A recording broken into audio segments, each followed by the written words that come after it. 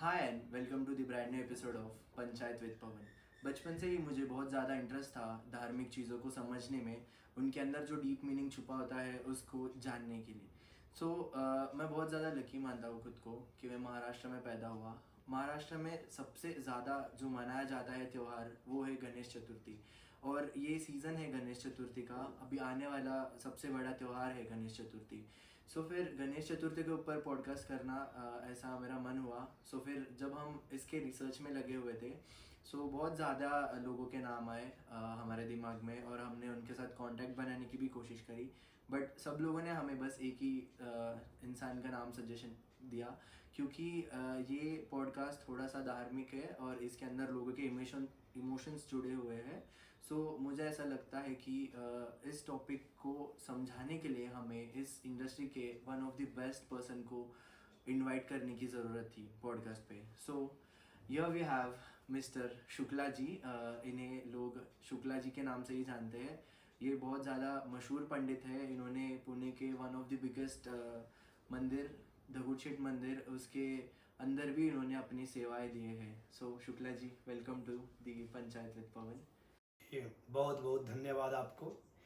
और हमें भी बहुत ही खुशी हो रही है, क्योंकि ये जागृत होना बहुत ही जरूरी है। कोई भी कार्य अर्थ बिना व्यर्थ होता है। सब लोग उत्सव मनाते हैं, मतलब ये सब देखकर भी अच्छा लगता है कि सब लोग भक्ति में जागृत भी हैं। लेकिन फिर भी हमने आपको पहले भी बोला कि कोई भी कार्य अर्थ बिना व्यर्थ होता है। मनाते हैं उत्सव, खुशियां मनाते हैं, उसमें कई प्रकार के लोग खुशियां मनाते हैं, क्योंकि हम ये नहीं समझ पाते हैं कि हकीकत जो उत्सव हम मना रहे हैं ये उत्सव है क्या। भगवान गणेश जी की चतुर्थी के समय उत्सव क्यों मनाया जाता है। और ये चीज आप लेकर के हमारे सामने जब प्रश्न आए तो हम भी बहुत ही प्रफुल्लित हुए कि आपके द्वारा जिन जिन के पास यह आवाज पहुंचेगा, जो लोग आपके माध्यम से इस शब्दों को जानेंगे, आपके चैनल के शब्दों के द्वारा लोग जानेंगे, तो जिनकी कुछ त्रुटियां भी हुई होंगी वो भी अपने त्रुटियां को सुधार लेंगे। और हमारे समाज समूह में और ही प्रेरणा बढ़ेगी और ही लोग भक्ति की जागृत होंगे, क्योंकि इस अर्थ को जान जाएंगे। और कहीं कहीं इंसान से जो त्रुटियां होती होंगी उस त्रुटियों को भी सुधार करके और उत्तम कार्य को करेंगे। ये बड़े ही प्रफुल्लित उत्सव कार्य है, और इसके लिए हम आपको पुनः बहुत बहुत धन्यवाद, साधुवाद और आशीर्वाद भी देंगे। Thank you. ये तो लाइक हमारा ब्लेसिंग है भगवान की तरफ से कि हम आपके साथ बैठ के पॉडकास्ट कर रहे हैं। शुक्ला जी, पॉडकास्ट में बढ़ने से पहले थोड़ा सा आपका ऑडियंस के लिए आपकी परिचय दे दो कि आप कौन हो और आपने क्या क्या किया है इस भक्ति के इंडस्ट्री के अंदर या फिर इस फील्ड के अंदर। जी, हमारी जन्म तो 85 की है। और उम्र के 9 साल में 94 में हम गुरुकुल में, पिताजी हमें गुरुकुल में ले गए, इलाहाबाद में प्रयागराज में हम लोग को ले गए। प्रयागराज में महर्षि महेश वेद विज्ञान गुरुकुल में हमने वहां पे शिक्षा ग्रहण किया।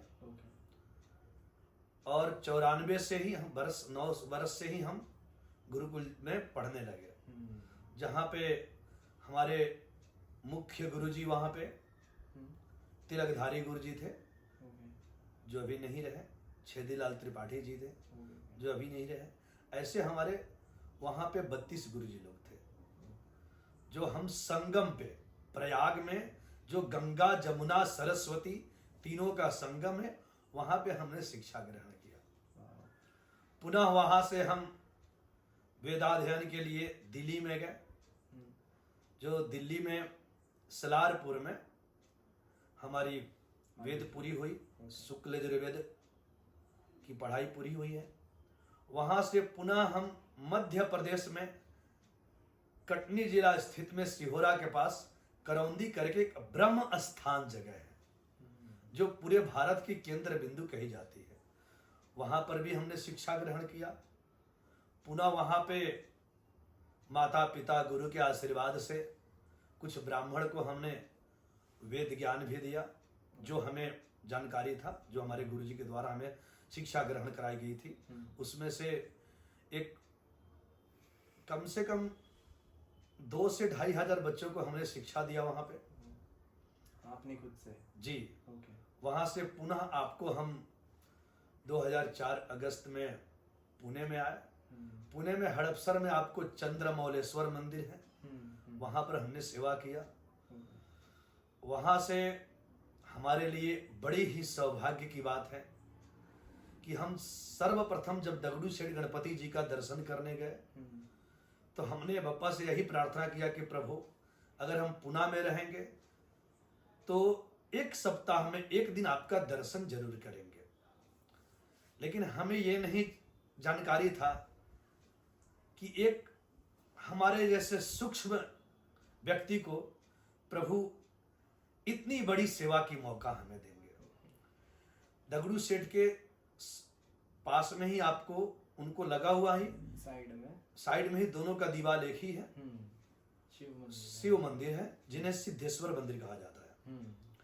सिद्धेश्वर मंदिर में हमारे लिए इतनी बड़ी सौभाग्य की चीजें हैं कि वहां पे प्राण प्रतिष्ठा, जो शिव मंदिर का जो प्राण प्रतिष्ठा हुआ, प्राण प्रतिष्ठा में हमें भी सेवा करने की अवसर मिला। उसमें हम भी एक पंडित जी के रूप में सेवा किए और प्राण प्रतिष्ठा में जो सेवा हुई तो माता पिता गुरु के आशीर्वाद से वहां के जो भी अध्यक्ष थे, कार्यकर्ता थे दगड़ू शेठ गणपति मंदिर के, उस समय आपको तात्या साहब गोडसे जी थे, उनके पुत्र अशोक प्रताप राव गोडसे जी थे। इनकी बहुत बड़ी हमारे ऊपर कृपा है। और सिद्धेश्वर मंदिर के जो अध्यक्ष हैं माननीय प्रवीण भाव धाड़गे जी और उनके छोटे भाई जो अभी नहीं रहे मनोज धाड़गे जी, इन 2 लोगों की भी बहुत बड़ी हमारे ऊपर कृपा है कि उन्होंने वहां पर हमसे परामर्श लिया कि गुरुदेव आपके मंत्रों से हम मुग्ध हैं। पंडित जी आपके कुछ हमारा छोटा उम्र था, बहुत ही छोटे उम्र में थे हम, तो बोले इस उम्र में हमें अभी तक ऐसी मंत्र उच्चारण हमने सुना नहीं है, तो हमारी इच्छा है कि आप यहाँ पे सेवा रूपी आएंगे। और हमें भी प्रबल इच्छा थी, लेकिन हमारे पास कोई ऐसा मतलब सूत्रधार नहीं था कि जिसके द्वारा हम वहां जाएं। लेकिन हमारी मन की बहुत इच्छा थी कि हम सेवा करने के मौका मिले। लेकिन प्रभु वहां से आशीर्वाद बरसा रहे थे भगवान दगड़ू शेठ गणपति जी कि स्वयं इनके मुखार बिंद से जो हम चाह रहे थे वही हुआ। और हमने भी ऐसे अवसर को छोड़ा नहीं, वहां पर रहे 2004 से और आपको 2020 तक 16 साल भगवान ने अपनी सेवा करा के लिया। वहां पर हम सेवा किए। उस बीच में आपको बहुत से ऐसे अवसर प्रदान हुआ, जैसे आपको चंद्रमौलेश्वर मंदिर जो हड़पसर में है, वहां पे कार्तिक स्वामी जी का मंदिर का प्राण प्रतिष्ठा का हमें आचार्य बनाया गया। आप मगरपट्टा में भगवान गणेश जी का जो प्रतिष्ठा हुआ, वहां पे हमें आचार्य रूपी चुना गया। वहां 3 दिन की प्रतिष्ठा हुई। आपको पौड़ में स्वामी समर्थ मठ हुआ, वहां पे हुआ। ऐसे ऐसे यहां पर अभी तक आपको कम से कम एक 55 से 56 मंदिर का आचार्य स्वरूपी सेवा करने की हमें अवसर प्रदान हुआ। इसको हम अपने लिए बहुत बहुत सौभाग्य समझते हैं कि भगवान इसे हमें सेवा के मौका दिए। अभी भी बहुत बार ऐसा होता है, इतना तक कि सहस्त्र चंडी अतिरुद्र ये सब 151 101 ब्राह्मणों के द्वारा हमें सेवा की मौका मिली। वहां पे आचार्य रूपी हमें चुना गया। ये तो सब प्रभु की इच्छा थी, नहीं तो हम भी तो एक साधारण ब्राह्मण हैं, लेकिन प्रभु की इच्छा थी कि जिनके द्वारा ये सब हुआ। और हम रहने वाले आपको बिहार से हैं, पढ़ाई हमारे इलाहाबाद और काशी में हुआ।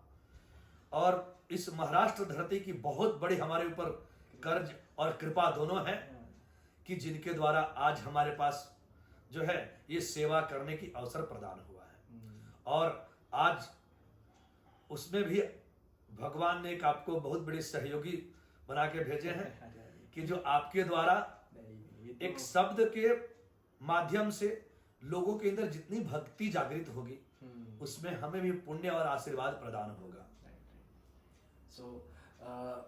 शुक्ला जी, इस पॉडकास्ट में आगे बढ़ने से पहले मैं basically I was born and bought up in Pune. मैं पैदा ही इधर हुआ हूँ पुणे में और बड़ा भी इधर ही हूँ।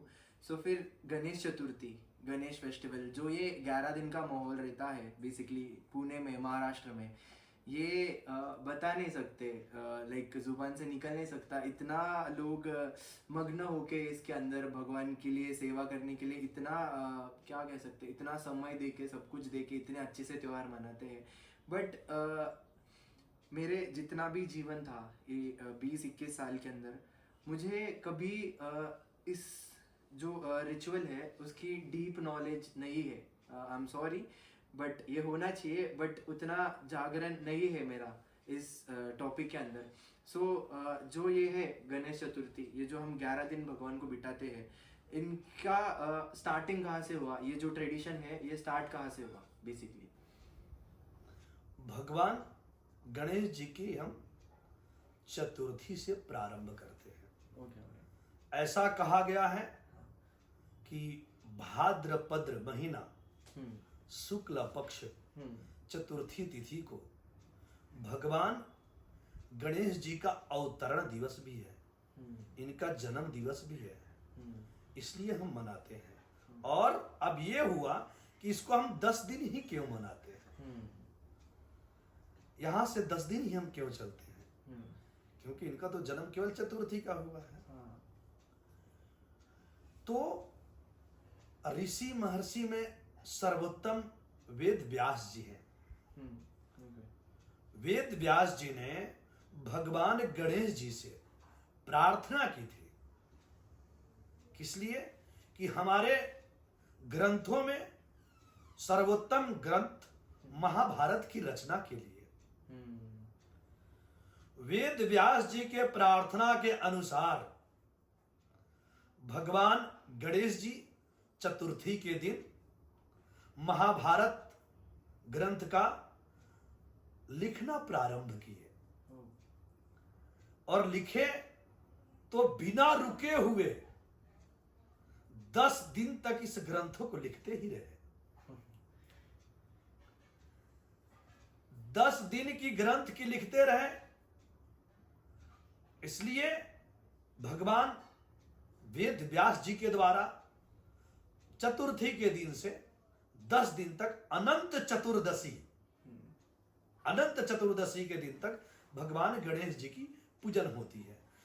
अनंत चतुर्दशी के दिन आप देखते हैं सब लोग मिल करके नदी में इनको जल प्रवाहित, जल विसर्जन किया जाता है, क्योंकि यही नहीं, यह हमारे से प्रथा नहीं है। ऐसा नहीं कि हमने विसर्जन कर दिया तो भगवान गणेश जी विसर्जन हो गए। यह प्रथा ऐसी है कि 10 दिन तक बिना रुके हुए, बिना अन्न जल ग्रहण किए हुए भगवान गणेश जी जब महाभारत जैसे ग्रंथों को रचना की, उन्होंने लेखिका की लेखन की, तो उनके शरीर पूरे जो है तापमान हो गए थे, गर्म हो गए थे, उष्णता हो गए थे। जब वेद व्यास जी ने देखा कि भगवान गणेश जी की शरीर पूरी ताप हो रही है, गर्म हो रहा है, तो उन्होंने भगवान गणेश जी को 10वें दिन नदी में उनको स्नान कराए, जल में स्नान कराए। किस लिए? शीतल होने के लिए। तो इसलिए हम सब लोग नदी में, जल में भगवान गणेश जी को वहां पर जो है हम स्नान कराते हैं, विसर्जन करते हैं। ये भगवान गणेश जी की महत्व है। आपने उनका स्टार्टिंग का स्टोरी बताया। जो अभी हम 11 दिन भगवान की पूजा करते हैं, वो हमारे घर पे आके विराजमान होते हैं, तो मुझे ऐसा लगता है कि उन्हें बिठाने का भी एक सही ढंग होता है, उसका एक सही प्रोसेस होता है। सो हमारे ऑडियंस के लिए क्या आप एक्सप्लेन करेंगे क्या कि वो प्रोसेस बेसिकली क्या होता है जब गणेश जी हमारे घर पे या फिर मंडलों में बैठते हैं, जो प्रथा क्या होता है जब उन्हें बिठाते हाँ देखिए, अभी आजकल ज्यादा करके हमारे सामने भी ऐसे बहुत यजमान लोग प्रश्न लेके आ जाते हैं कि हम गणेश जी को कब लाएं। गणेश जी को बैठाने से जितना कम समय पहले आप लाएं, लेकिन आप अगर एक दिन पहले भी लाते हैं इसमें कोई वर्जित नहीं है।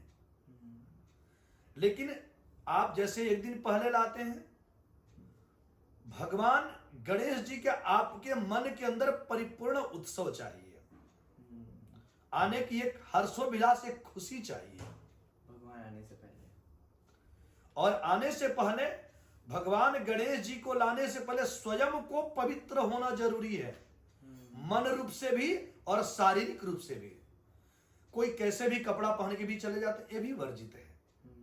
क्योंकि आप अपने घर में वास्तु शांति मनाते हो, बच्चे का जन्म उत्सव मनाते हो, कोई विवाह कार्य मनाते हो, तो खूब बढ़िया बढ़िया नए नए कपड़े आप पहनते हैं। कोई घर में आपको मेहमान आने हो, कोई महत्वपूर्ण अतिथि आने हो, कोई आपके हेड बॉस जिसको बोल रहे हो या कोई भी बोल रहे हो वो आने हो, तो आप पहले परिपूर्ण अपने आप में तैयारी रखते हैं कि हम अच्छे दिखे, अच्छे तैयार रहे। तो भगवान गणेश जी से बड़ा आपके लिए न कोई अतिथि है, न कोई गुरु है, न कोई बॉस है, सबसे बड़े यही है। इसलिए इनके आगमन के लिए आपको अपने अंदर परिपूर्ण तैयारी चाहिए। प्रथम दिन तैयारी करके अपने घर में खूब बढ़िया से घर को भी अच्छे से पोछा ओछा लगा लें। जिस दिन लाने जा रहे हैं तो भी अपने घर में एक दीपक प्रज्वलित कर लें, एक गिलास पानी मंदिर में रख लें, दरवाजे पे दीपक रख लें, मंदिर में जो है वहां पे जल रख लें, रंगोली निकाल लें, जितना सुशोभित करना हो, दरवाजे को तोरण लगाना हो, ये भी कर सकते हैं। जितना माहौल अच्छा बना, अच्छा जितना बना है वहां आप एक अपने रुमाल लेकर जाए, तो मूर्तिकार जो होते हैं वो भी तो रुमाल बांध के देते हैं। भगवान गणेश जी के पास जाते समय कोई भी चमड़े का वस्तु ना रखें, चप्पल ना पहने, कोशिश करें कि सर ढका हो। क्योंकि अभी क्या होता है बहुत सी जगह, क्योंकि अपने महाराष्ट्र में हम टोपी का बहुत बड़ा महत्व देते हैं, लेकिन करने के टाइम पे भी पहनते हैं, या कहीं लेकिन कहीं पे पगड़ी का महत्व देते हैं, कहीं रुमाल का ही महत्व देते हैं, लेकिन सर ढकना हुआ जरूरी चाहिए। ऐसा क्यों पंडित जी? हाँ, ऐसा क्यों? सर हमें ढकना हुआ इसलिए चाहिए कि सर ढकने का मतलब कि प्रभु के सामने स्वयं को नतमस्तक हो जाना, किसी तरह से हमारे सर को शीतल रहना, सर में क्रोध ना आना, इसलिए हमें सर को ढकना जरूरी रहता है। और एक क्वेश्चन आगे बढ़ने से पहले, आंखें जो ढकते हैं मूर्ति हम लेके आने से पहले, ये बेसिकली एक ट्रेडिशन है। जब भी हम गणपति जी को घर पे लेके आने से पहले उनके हम आंखें बंद कर देते हैं रुमाल के या फिर कुछ स्कार्फ वगैरह से, वो क्यों होता है? हाँ, ये देखिए, ये जो लोकाचार्य प्रथा है और कहीं धार्मिक भी प्रथा है, ये ढकने का मतलब ये होता है कि प्रभु इतने सुंदर होते हैं, इतनी उनकी मूरत अच्छी होती है कि प्रभु को भी किसी की नजर लगने की डर रहती है। और जरूरी नहीं है कि बुरा ही नजर लगता है, क्योंकि आप देखते होते हैं कि जब बच्चे बाल्य अवस्था में जब छोटे रहते हैं तो घर में जो बड़े बुजुर्ग होते हैं वो पिता को भी मना करते हैं, माता को मतलब ज्यादा मत देखो नहीं तो नजर लग जाएगा। तो जरूरी नहीं है कि बुरा ही, हमें अच्छा भी नजर लग जाता है। तो इसलिए हमारे प्रभु को, हमारे जो आराध्य देव हैं, इनको किसी तरह से कोई नजर ना लगे, इसलिए उनको हम ढक करके लाते हैं। सो फिर जब हम बेसिकली गणपति को लाते हैं और फिर उन्हें विराजमान करने की जब बात आती है, सो उसके रिचुअल्स क्या है? बेसिक गणपति जी जहाँ पे विराजमान जैसे होते हैं, लाना है भगवान गणेश जी के नीचे आप या तो चावल का, हल्दी कुमकुम का, कोई भी चीज का आप स्वस्तिक बना लें। पहले स्वस्तिक बना लें, वहां पर दीप भी स्थापित रखें। दीप को भी नीचे स्वस्तिक आप बना सकते हैं, पान के पत्ते या कोई भी चीज पे रख करके दीप को भी आप रखें। वहां शंख रखें, घंटी रखें, कलश के लिए जो भी पात्र हो उस पात्र को रखें, नारियल रखें, भगवान गणेश जी का जो भी प्रिय चीज है, दुर्वा हुआ, समी हुआ, कमल पुष्प हुआ, जो भी हुआ ये सब रखें। लेकिन ध्यान रखें, गणेश जी को तुलसी कभी अर्पण न करें, कभी भी नहीं। अभी आजकल कोई कोई पुस्तकों में दिया गया है तुलसी अर्पण, लेकिन तुलसी अर्पण नहीं करना चाहिए। और भगवान गणेश जी को कभी भी चावल टुकड़ा नहीं होना चाहिए, टूटा हुआ चावल नहीं होना चाहिए। जब उनके नीचे बिछाते हैं चावल, या उनको जो अर्पण करते हैं वो भी प्रसाद के रूप में भगवान को, जो क्योंकि कोई भी पूजा में आप अक्षत चढ़ाते हैं, तो भगवान गणेश जी को या कोई भी देवता को अक्षत चढ़ाते हैं समय टूटा हुआ ना हो, साबुत अक्षत हो। लेकिन गणेश जी के अक्षत चढ़ाते समय अक्षत जो है, जो चावल जिस जो है, इसको गीला होना चाहिए, सूखा भी नहीं चढ़ाना चाहिए, इससे उत्तम माना गया है। और तुलसी बिल्कुल ही अर्पण नहीं करना चाहिए। अब क्यों ये भी होता है? क्योंकि जिस समय आराध्य देव भगवान गणेश जी तपस्या कर रहे थे, तो किसी वरदान के मनोकामना से माता तुलसी जी भ्रमण करते हुए वहां पे पहुंच आई।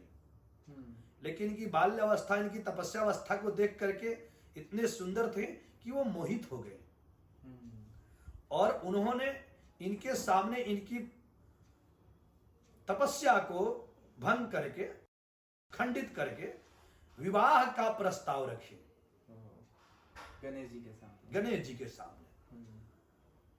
फिर इनकी तपस्या जो खंडित हुई थी, इससे गुस्से में आकर के इन्होंने माता को वर्जित कर दिया कि हम विवाह नहीं कर सकते हैं, और उसके सामने उन्होंने श्राप दे दिया कि जाओ, आपका विवाह एक असुर से होगा। असुर मतलब राक्षस, राक्षस से होगा। और आज के बाद मेरी पूजा में तुलसी पत्र बिल्कुल ही निषेध रहेगा, बिल्कुल ही अर्पण नहीं होगा। वहां पर कभी ये नहीं लिखे हैं कि चतुर्थी के दिन या बैकुंठ चतुर्दशी के दिन या अनंत चतुर्दशी के दिन कोई भी दिन तुलसी चढ़ाया जा सकता है, ऐसा वहां पे कभी वर्णन नहीं है। फिर तुलसी माता जी ने भी उनको श्राप दे दिया। क्या दे दिया? कि हमारे जैसे कन्या को आपने श्राप दिया है, जब आपका भी 2 विवाह होगा। इसलिए भगवान गणेश जी की 2 विवाह हुई। उस पे हम थोड़ा सा बाद में आते हैं उस टॉपिक के ऊपर। कितने व्यूवर्स आपने ध्यान दिया, कितने छोटे छोटे चीज़ें रहते हैं, हम कभी ट्राई भी नहीं किया हम लोगों ने कि इस चीज़ को इस पर्टिकुलर वे में करने की क्यों ज़रूरत है, हमें ऐसा क्यों करना चाहिए। वो क्वेश्चंस बहुत ज़्यादा ज़रूरी है हमें जानने को, कितना डीप मीनिंग छुपा रहता है इस सब के अंदर। सो पंडित जी, जो हम 11 दिन गणेश जी को बिठाते हैं, अभी हम आपने पहला दिन का प्रोसेस समझाया जब बिठाते हैं गणेश जी को। सो फिर जब ऐसा भी ट्रेडिशन है हमारे यहाँ पे महाराष्ट्र में, दूसरे राष्ट्रों में कई जगह पे 3 दिन का गणपति बैठता है, कई जगह पे 5 दिन का बैठता है, कई जगह पे 7, 9, 11, 12 जैसे लोग अपनी मर्जी से। सो फिर आपके हिसाब से कैसा रहना चाहिए, कितने इतने ही दिन, ऐसा कोई रूल है क्या गणेश जी को बिठाने के टाइम पे? देखिए, ये उत्सव है। जैसे आप कहीं उत्सव में आप जाते हैं, अगर पूरा उत्सव में रुकते हैं तो परिपूर्ण आनंद लेते हैं। लेकिन किसी कारणवश, किसी कार्यवश अगर आप उत्सव से बाहर भी आप अगर जाते हैं तो उससे में कोई नाराज नहीं होता है, क्योंकि आपका कारण फंसा हुआ रहता है। तो वैसे ही हाँ, ये चाहिए विषम संख्या चाहिए। 1.5 दिन हो, 3 दिन हो, 5 दिन हो, 7 दिन हो, 10 दिन हो, इस प्रकार से होना चाहिए। भगवान गणेश जी की ऐसा कुछ नहीं है, लेकिन हाँ, कोशिश हो कि हम 10 दिन का करें तो और ही उत्तम होता है। आप इस कार्य में उत्तम माना गया है। पहला दिन आपको बताया ही कि जैसे आप लाते हैं तो ये सब रखें, रख करके भगवान गणेश जी का सबसे प्रसिद्ध और सबसे प्रिय मंत्र है वक्रतुंड महाकाय सूर्यकोटि समप्रभ निर्विघ्नं कुरु मे देव सर्व कार्येषु सर्वदा। ये मंत्र को उच्चारण करें, या तो एक दंताय विद्महे वक्रतुंडाय धीमहि तन्नो दंति प्रचोदयात्। इस मंत्र को भी, क्योंकि इस मंत्र में भगवान की गुणगान की गई है। तो आप देखते हैं किसी व्यक्ति को हम प्रसन्न करने के लिए या उनको उत्सव बढ़ाने के लिए या उनके अंदर उत्सुकता बढ़ाने के लिए हमें उनकी गुणगान करनी ही चाहिए। तब वो कार्य में उन्नति प्रदान होता है। तो ये कार्य करते हैं। दूसरा चीज कि आप भगवान गणेश जी की जब स्थापना कर ले रहे हैं, कलश रखे, घंटी रखे, शंख रखे, परिपूर्ण रूप से उनको आसन रखें। आसन में जैसे महाराष्ट्र में भगवान के सामने 5 वेड़े की पान रखते हैं, उसके ऊपर खारीक, बादाम, खोबरा, सुपारी ये सब रखते हैं। केतकी की कभी भूलकर भी फूल न उनको अर्पण करें, क्योंकि केतकी की फूल शिव परिवार में किसी को भी नहीं चलता है, इसलिए केतकी का फूल भी नहीं चढ़ाना चाहिए उनके लिए। भगवान को रक्त पुष्प, लाल फूल, उसमें भी आपको जिस अड़हुल को फूल हम लोग बोलते हैं, जिसको शायद मराठी में जसवंत फूल बोलते हैं, इसका आप अर्पण कर सकते हैं। दुर्वा अर्पण कर सकते हैं। भगवान गणेश जी के पूजन में जितना आप हरा वस्त्र, पीला वस्त्र ये सब धारण कर सकते हैं। भगवान गणेश जी को श्वेत भी कुछ नहीं चलता है। आपको चावल भी चढ़ाना हो तो थोड़ा पीला रंग से रंग ले, जनेऊ भी चढ़ाना थोड़ा पीला रंग से रंग ले। अभी देखते हैं लोग सफेद वस्त्र से बहुत जगह रुमाल से भगवान को बांध देते हैं, वो भी वर्जित है। उसमें थोड़ा सा तो पीला जरूर चाहिए। क्यों कि श्वेत चंद्र है। हाँ, वो उस पे भी आते हैं तो। हाँ, और चंद्र से जो है इनकी थोड़ी आपस में वार्तालाप हो गई थी, जिस समय से इन्होंने श्वेत को भी इन्होंने परित्याग कर दिया था। तो इस श्वेत में नहीं करना चाहिए। जब तक भगवान गणेश जी को अभी क्या होता है, हम 10 दिन भी रख लेते हैं और 10 दिन रखने के बाद कोई हम नियम पालन नहीं करते हैं। धूम्रपान आपको जो है जब तक हो किसी परिवार में 10 दिन तक कोई धूम्रपान न करे, कोई भी ऐसे नशीले पदार्थ को छोड़ दें, सेवन न करें, इसे छोड़ दें। जितना हो सके परिवार में एक न कभी भी कोशिश करें कि रूम पूरा बंद करके न जाएं। किसी कारणवश जाना भी हो रहा आपको तो दीप को ध्यान दें कि दीप प्रज्वलित रहे। कुछ मंत्र गुनगुनाते रहें, ऐसे कुछ व्यवस्था रखिए जिससे मंत्र यहां पे उच्चारण होता रहे। दोनों टाइम बिल्कुल समय पे ही आरती पूजन करें।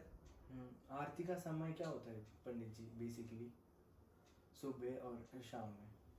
सुबह सूर्योदय के समय मुख्य बताया गया, लेकिन आजकल लोग जगने में बड़ा परेशानी हो जाता है। लेकिन आप कोई दिक्कत नहीं है, क्योंकि कोई भी भगवान की पूजन जो है सुबह ब्रह्म मुहूर्त से सूर्योदय तक उत्तम माना गया है। मतलब 4 बजे से 6, साढ़े 6 बजे तक उत्तम माना गया है। शाम को सूर्यास्त के समय, जिसमें हम गोरज मुहूर्त बोलते हैं, सूर्यास्त के समय हो। लेकिन फिर भी अगर किसी कारणवश आप नहीं कर रहे तो कोई भी समय हो, आपका एक समय जो है फिक्स रहे कि हमें ये समय पे प्रभु का करना है। 7 तो 7, 8 तो 8।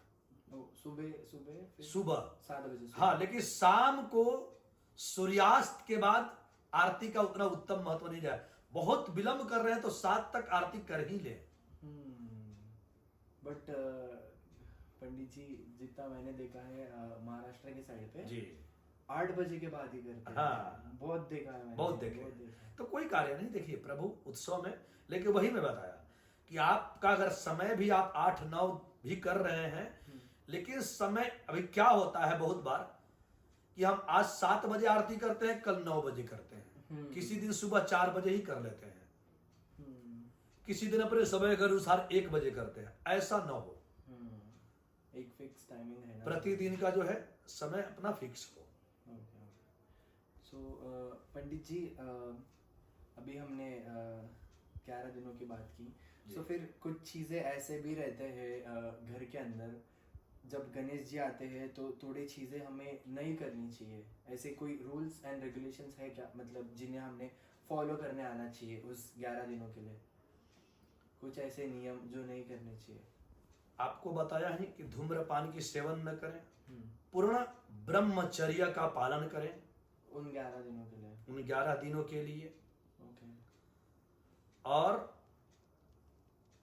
किसी कारणवश कोई घर में मासिक औरतें हो जाती हैं, हम्म, कोशिश करें कि वो कभी भी भगवान गणेश जी के सामने ना आए। पूजन पठन करने वाला व्यक्ति उनसे स्पर्श न हो, ये सब पे हमें ध्यान देना चाहिए। उनका पूजन करते समय, हाँ, अब ऐसा नहीं कि हम कभी कैसे भी वस्त्र में भगवान के सामने हम चले जाते हैं पूजन करने के लिए। भगवान का एक 10 दिन के लिए एक वस्त्र रख लें, एक उपरना रख लें, एक धोती रख लें। उपरना धोती उनका पहन के उनकी आरती पूजन किए, पुनः आप रख दिए, क्योंकि उस वस्त्र पे आप अगर बाथरूम भी गए, पानी भी पी लिए तो वस्त्र अशुद्ध हो जाता है। तो उस वस्त्र को हम, या तो ऐसा भी परिस्थिति है तो हम रोज उस वस्त्र को केवल पानी में धुल करके रख दें, फिर दूसरे दिन हम पहन लें, ऐसे करें। ये नहीं कि हम कभी नाइटी पैड पे पहन लिए, कभी लोअर ही पहन लिए, कभी टी शर्ट ही पहन लिए, कभी बनियान पे ही चले गए, ऐसा नहीं होना चाहिए। मैं बोला है कि भगवान जब गणेश जी को अब 10 दिन रख रहे हैं तो 10 दिन परिपूर्ण उत्सव माना है। सो पंडित जी, और एक भी कथा है, ऐसे मान्यता है कि जब गणेश जी का पूजा होता है या फिर आरती होता है तो हमारे घर पे चिल्लाते हैं कि टेरिस पे मत जाओ, आई मीन चंद्र को मत देख लो सीधा सामने सामने से, तो कुछ तो बुरा होता है, ऐसा एक बिलीव है हमारे घर पे। बट मैंने कभी ध्यान नहीं दिया उस टॉपिक के ऊपर, उतना सोचा नहीं कि क्यों होता है। मुझे ऐसा लगता है कि हर एक चीज़ के पीछे एक रीज़न होता है, एक पर्टिकुलर चीज़ हुआ रहता है, उसके वजह से वो लोग मना करते हैं जितने भी घर के बड़े होते हैं। सो फिर गणेश जी और चंद्र जी के बीच में जो उस दिन हुआ था, जो वो स्टोरी था, वो थोड़ा एक्सप्लेन कर दो आप। ऐसा है कि कथा उस समय की है। एक समय में कुबेर जी को अभिमान हो गया था अपने पुरुषार्थ पे, जिसमें पैसा भी कह सकते हैं, हर तरह से अभिमान हो गया था। उस समय उनकी अभिमान नष्ट भगवान गणेश जी के द्वारा ही हुआ था। और जिस समय कुबेर जी का अभिमान नष्ट करके भगवान गणेश जी लौट रहे थे, मूषक सवारी थी, मूषक के ऊपर गणेश जी अपने घर कैलाश की ओर लौट रहे थे, घर से कैलाश की ओर लौट रहे थे। और उसी समय उस कैलाश पे चंद्र की शुभायमान प्रकाश से पूरा कैलाश पर्वत जगमगा रहा था, पूरी उजाला ही उजाला था। लेकिन उस उजाले में एक मूषक सवारी के बीच में सर्प आ गया। नाग देवता, इसको सांप बोलते हैं। ये बीच में आ गए, तो आने के वजह से मूषक जी थोड़े उछल गए। जिस समय मूषक जी उछल गए तो गणेश जी थोड़े नीचे गिर गए। तो चंद्रमा जी उपहास उड़ा दिए, हंसी, थोड़ा मजाक कर दिया। लेकिन अब इस कारण को देख करके भगवान गणेश जी क्रोधित हो गए, और क्रोधित उन्होंने होकर के बोल दिए कि अपनी सुंदरता पे, अपनी श्वेत वर्ण पे इतना आपको अभिमान है तो जाइए, आपके अंदर दाग लग जाएंगे। उस समय से उन्होंने चंद्र को श्राप दे दिया। तब से चंद्र और गणेश जी की जो है बनती नहीं है। इसलिए लोग बोलते हैं कि उस दिन चंद्र का दर्शन न। ओके। सो अभी हमने 11 दिन को कवर किया, स्टार्टिंग से लेके एंडिंग तक। सो पंडित जी हमें लास्ट दिन की स्टोरी बताए कि जब हम बेसिकली गणेश विसर्जन बोलते हैं, ऑडियंस जिन्हें नहीं पता, जब हम गणेश विसर्जन करने जाते हैं तो उस दिन क्या नियम हमें फॉलो करने। वही मैं बताया, क्योंकि आज आप 11 दिन बोल रहे थे और हम 10 दिन बोल रहे थे।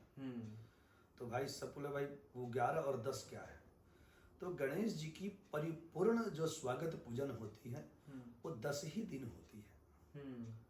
10वें दिन उनके जो भी सत्यनारायण पूजन करके या भगवान गणेश जी का गणेश याग करके या अथर्वशीर का सहस्त्रावर्तन करके 10वें दिन ही ये सब करके 11वें दिन विसर्जन की जाती है। तो विसर्जन में देखिए आपके महाराष्ट्र में बोलते हैं कि गणपति बप्पा मोरया पुढच्या वर्षी लवकर। ऑडियंस जिन्हें पता नहीं है, जिन्हें समझा नहीं है, दैट बेसिकली मीन्स कि गणपति बप्पा मोरया अगली साल जल्दी आ जाओ, जल्दी आ जाओ। भगवान गणेश जी को जो है यानी अब यहीं पर देखिए अर्थ छिपा हुआ है, क्योंकि विसर्जन का मतलब कि विसर्जन कर देना, लेकिन विसर्जन नहीं कर रहे हैं, ये पुनः भगवान गणेश जी को बुला रहे हैं, या आप आइए। विसर्जन नहीं हो रहा उनका, गणेश जी को बुलाया जा रहा है।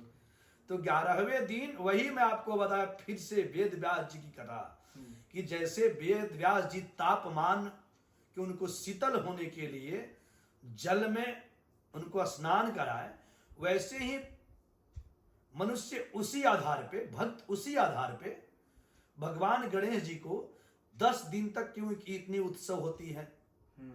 बहुत से लोग 24 घंटा तक भी रहते हैं। भगवान गणेश 10 दिन तक इस पृथ्वी लोक में, क्योंकि पृथ्वी लोक की तापमान बहुत ज्यादा है।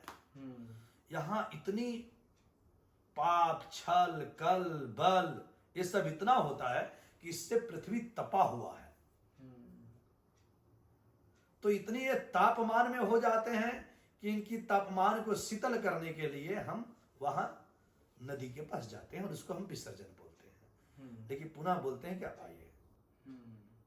तो इनके रूल्स वगैरह कुछ है क्या कि यही टाइम पे होना चाहिए, ऐसा ही होना चाहिए, कुछ है ऐसे रूल्स? इनका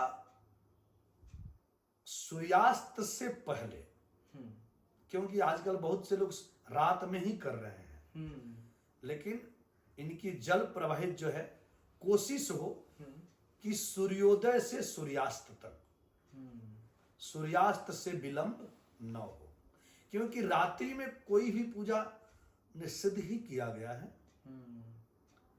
बट लेट हो जाते हैं। हाँ, बड़े बड़े जो मंडल, नहीं देखिए वो तो अपनी प्रथा है कि लेट हो जाते हैं, उनकी प्रथा है, लेकिन शास्त्र के अनुसार वो प्रथा नहीं है। फिर भी आप विलंब जब हो जाता है तो हम वहां पे हर पूजाओं में क्षमा प्रार्थना करते हैं।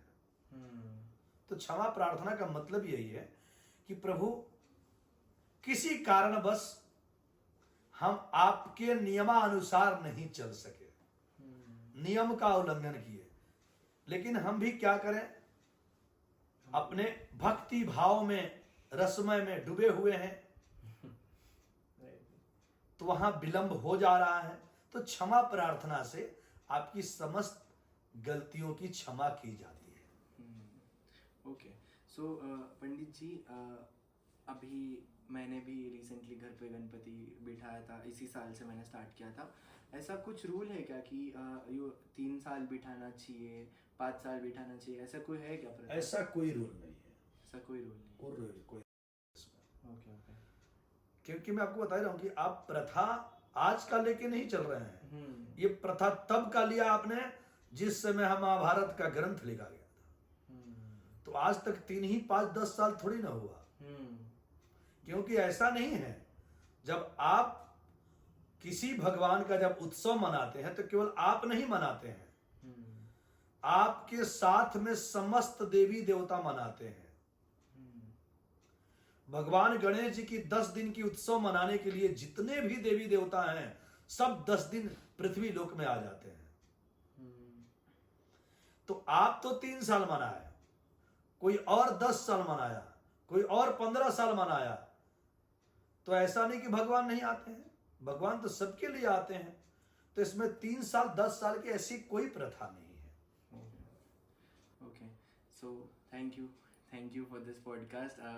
इतना एक ब्लेसिंग कह सकते हो ऑडियंस आप इस स्टोरी को इनके मुंह से सुनने के लिए। आपको ज़्यादा नॉलेज नहीं रहेगा, बट पुणे में दगड़ूशेठ हलवाई गणपति जो है, it's like one of the biggest Ganpati in Pune right now. So ये पंडित जी वहाँ पे उन्होंने सेवा किया है, सो आप सोच सकते हो उनका जो नॉलेज है गणपति के प्रति वो कितना ज़्यादा था। थैंक यू पंडित जी। बहुत बहुत धन्यवाद और साधुवाद और आशीर्वाद। और समस्त जो भी जनता श्रवण कर रहे हैं, भगवान गणेश जी से यही प्रार्थना करेंगे कि भगवान गणेश जी सबकी समस्त मनोकामना पूर्ण करें, हर बाधाएं दूर करें, घर में सुख शांति समृद्धि यश कीर्ति लाभ जय की प्रदान करें। गणपति बप्पा मोरया।